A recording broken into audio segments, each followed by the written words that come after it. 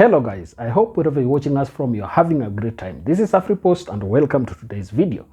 Now, we know that Africa is continuing to ask many questions. There are those who ask, where did black people come from? Where did the white people come from? There are also those who are asking themselves, where did my name come from? And how did I come to be who I am today? But one underlying thing that we really are looking at everywhere within the continent is the question of religion.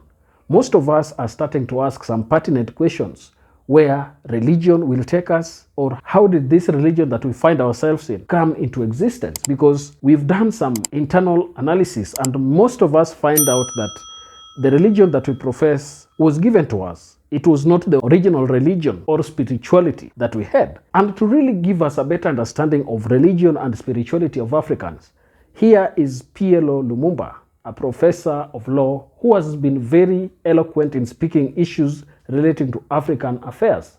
He has really highlighted the fact that we must not confuse spirituality with religion, because religion was spirituality coined in a way that can only be governed by man, but spirituality is the original connection between humans and their spiritual being that they believe in. I want you to really understand what he's saying here about African spirituality and why what many may think is black magic could just be a way through which Africans were having a spiritual connection with their spiritual beings. Let's watch this, then react to it at the end. When you talk about religion, we are talking about a different thing from spirituality. Africans are spiritual, and that spirituality is not unique to African peoples. Other peoples are spiritual too. And Africans, whether you are talking about the Yoruba in Nigeria, or the Igbo, or the Ashanti, or the Baganda, or the Bunyoro, or the Zulu, or the Ovambo, or the Ovimbundu, or the Luo, or the Agekoyo, they are spiritual because they believe and recognize that they are temporal beings and that there is a superior being. That is spirituality, knowing that as a mortal being, you have limitations and that there is an immanent creator. That is to be contradistinguished from religion. What the colonizers brought was religion, spirituality packaged in man-made forms. And that is why, therefore, you have things like Roman Catholic. You have organizations such as the Anglican Church, the Presbyterian Church, the Episcopalian Church, the Methodist Church. That is religion. Religion is organization of spirituality into a formal thing, which is then controlled by man, claiming to represent God. Africans are therefore spiritual. And I do not want the word spirituality to be used as if it were a synonym of religion. Part of the reason why we talk about religion, I know there is a Kenyan called Mbiti who has written a lot about African spirituality, and he says that Africans are notoriously religious. And that to me is a misconception. It is not uniquely Africa. If you go to other civilizations, go to the Hindus, and you read Hindu epics such as the Mahabharata or the Ramayana, you see how spiritual they are. If you go to the Jews and you go to the Talmuds and you look at the history of Judaism, and if you go to the Arabs and see the Quran and you read the Hadiths, you see spirituality. And when you come to African communities, you see spirituality. Who called it black magic? It is African religion and spirituality that other civilizations, particularly the whites and the Arabs, characterize as black magic. There is nothing black about it, and there is nothing magic about it. It is their way of communication with God. Every other civilization has dark powers, and those dark powers are the ones sometimes that are characterized as witchcraft. And if you want to know that these are known to all civilization, they have a word for it. Whenever you see that a society has a word for something, it means that they are familiar and that they practice that thing. So I don't want us to use the word black magic. If it is magic and witchcraft, let it just be witchcraft. And that is only so if you are speaking in English. If I were to be speaking in Chinyanja or Chichewa or Kihaya or Kizanaki, I would use different words. So let us sometimes also recognize very quickly that because we are defining ourselves in a foreign language, we carry the baggage of the use of those languages in a condescending manner. And part of the process of decolonizing African minds is to ensure that we are not yoked by words which are derogatory of the African peoples. It is true that when Christians embrace Christianity and Islam, and indeed any other peoples who have embraced religion, there have been extremes and cults have come about. And let me give you a historical context. What has happened in Shakah, Hola is not something that is unique or without precedent. In 1978, there was the Georgetown, Guyana massacres, where 900 people thereabout died with the Reverend Jim Jones. That was an apocalyptic movement in Georgetown, Guyana. We don't talk about it. And we also remember that in Waco, in Texas, the Branch Davidians of David Koresh also were subjected to the same thing. So if you look throughout history, it is not true that Shakah Hola is without precedent. It follows on a tradition that occurs when a people have been confused. And these are doomsday cultic situations that emerge periodically.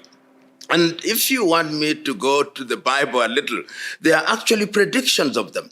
If you read the book of Matthew at chapter 24, verse 24, it says that in the last day there shall come many Christs who claim to be Christ, and they shall work wonders. And if it were possible, even the very elect would be confused. Because the human spirit and the human mind is always looking for solutions. And these cultic leaders are capable of confusing people and telling them that if you follow this path, then all your problems should be and will be solved.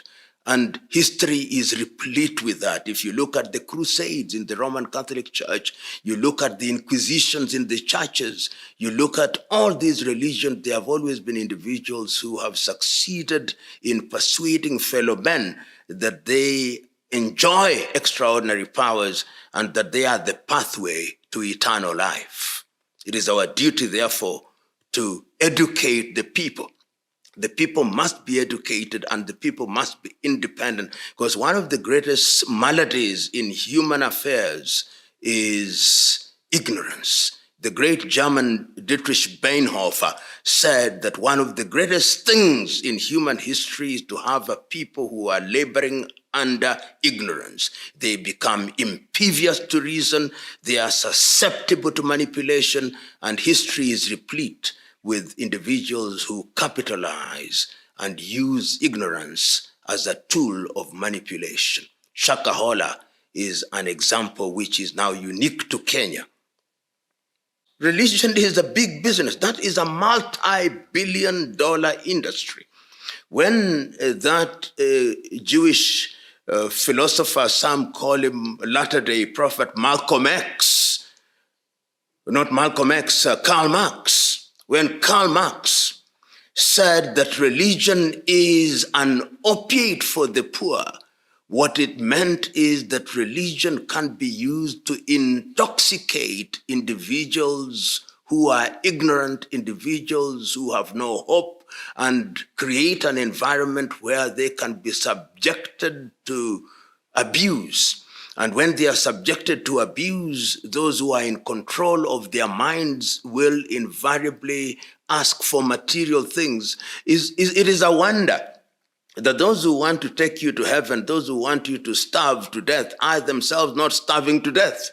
Those who are telling you that material things are not necessary, they tell you, keep your treasure in heaven where there are no moths and where there is no rust. But they themselves are accumulating those material things. Religion has become a big business, multi-billion-dollar business. And that is why you see these latter-day husband and wife formations, where the greatest thing that they preach about is tithes and offerings. And yet we know the context in which tithes and offerings were given even in the Judaistic tradition and in the early days of Christianity. And it is incumbent upon individuals to ensure that they shield themselves from such manipulators and such spiritual manipulators who promise heaven and deliver nothing. They are there. If you look at African spirituality, there is a lot of wisdom to be found. And I am a deliberate student of comparative religion. And I am convinced that the God of the Agikoyo is the same God that the Jews are worshiping. I'm convinced that the God of the Zulus is the same God that the Indians are worshiping. I'm convinced that the God of the Temne and the Mende is the same God that is being worshipped throughout. And he manifests himself in different ways and communicates with people in different ways. The only thing that happened is that the colonialists, when they came here, persuaded us that our God is no God. He persuaded us that our way of doing things is heathen. He persuaded us that their God was superior. He persuaded us that they are the ones who must create the Pope, they must create the cardinals, they must create the bishops, they must create the provosts, they must create the deacons, and we swallowed it line, hook, and sinker. We are now going through a phase of spiritual rediscovery. If you look at some of the religions and you look at the manner in which they were founded, you'll be amazed. Whether it's the Roman Catholic Church or the Anglican Church, which was founded in 1533 and 1534, to allow King Henry VIII to divorce Catherine of Aragon and to marry Anne Boleyn. So we know this history, and now that we are getting this enlightenment, one is saying that there is need to recognize that throughout the ages, God has communicated to his people through different peoples, including such as prophets recognized in the Jewish tradition, and I believe that even in the African tradition. And Africans have had that. In the Democratic Republic of Congo, we had Simon Kimbangu, who created the Kimbanguist movement. We had Donna Beatrice Kimpavita, who also created a religion, and we have had them throughout the ages. One of the weaknesses that we have had in Africa in the recent past is that we don't write, we don't record all these things. The strength of the other religions, such as Judaism, such as Christianity, such as Islam, or Hindu, or Shintoism, is because they have recorded these things in writing. Therefore, there is a point of reference, while our tradition has been oral, and because of its oral nature, it's not susceptible or does not lend itself to being dealt with in the manner that it should be, that is, dealt with seriously. There is a sense in which when you look at development in its totality, and I think it is Mwalimu Julius Kambarage Nyerere who said it very well, that when we talk about development, we are not simply talking about roads and buildings and other things. Those are important. But we are talking about the development of the human person so that they have self-esteem, so that they are able to be aware of who they are and they know what they are and who their God is and how to relate with that God. But religion, as we practice in Africa today, is indeed one of the factors that is undermining African development. I remember myself saying at a different setting that prayers without action is superstition. Today, you see in many African countries, factories are being closed and they are being converted into church buildings. You see many critical institutions which ought to run being converted into church houses where no productivity is there. There is no production at all. It's just consumption and the collection of tithes and offerings. And the things that we ought to do for ourselves, we are praying and fasting. We are praying and fasting so that we may make cars, praying and fasting so that we may get into the technological world. I've said it and I repeat it. The things that require technology will never be earned through theology. Theology has its place and technology has its place. And in Africa, we are, in my view, even disobeying God himself. If you look at the Christian Bible, it says, go ye and subdue the world, it says. And it says, by the sweat of thy brow thou shalt live. How can you pray and fast and expect to compete? The Chinese are praying to their God, the Japanese, the Koreans, the others, but they are engaged in research because research is about God. If God says that he has created you in his own image and has given you a brain to think, how then do you think that God is going to supply you with manna and quail? I say sometimes half in jest and half seriously as a term of art, that if there was a kitchen where they were making manna in heaven and making quail, roasting quail and dropping them to man on earth, that kitchen was closed, never to be opened. It is manipulation once again. In the name of religion, men have killed, men have maimed, men have done terrible things in the name of religion. The Christian religion had its crusades where men and women were killed, women were raped in the name of religion. During the Inquisitions in Spanish, men were punished. Copernicus and others were excommunicated simply because they say the world was round rather than flat as it was believed in those days. In the name of religion, slavery had been instituted. The apartheid regime in South Africa was instituted by the Dutch Reformed Church with reference to the Bible. In the name of religion, Muslims have killed throughout the Maghreb. In the name of religion, we have seen body institutions and groups such as Al-Shabaab and Boko Haram, and we have seen the Taliban kill people in the name of religion. That is a misunderstanding of religion. And if you ask many of these fellows who speak in the name of religion, they don't even understand what they are reading. They are manipulated. I remember at one time during the period when there was a fatwa against Salman Rushdie, one of the people who wanted to kill him was asked, have you ever read any of the books of Salman Rushdie? Said, I've never read them and I had not even heard of him. But why do you want to kill him? Because an imam has issued a fatwa. Ignorance is one of the things that leads to religious intolerance and extremism. You know, religion, even atheists are religious in their own stupid way. They believe that they create themselves. So religion will always be there. Man and man's spirit will always be in search of something transcendental. It is organized religion that we are talking about. And I believe that the relationship between man and God is a very personal relationship. If one wants to participate through organized religion, we give them the freedom. That is why the constitutions in many countries of the world say freedom of conscience. You can choose to pray in your own bedroom. We will not interfere with you. If you think that you want to pray on Friday, that you are Muslim, so be it.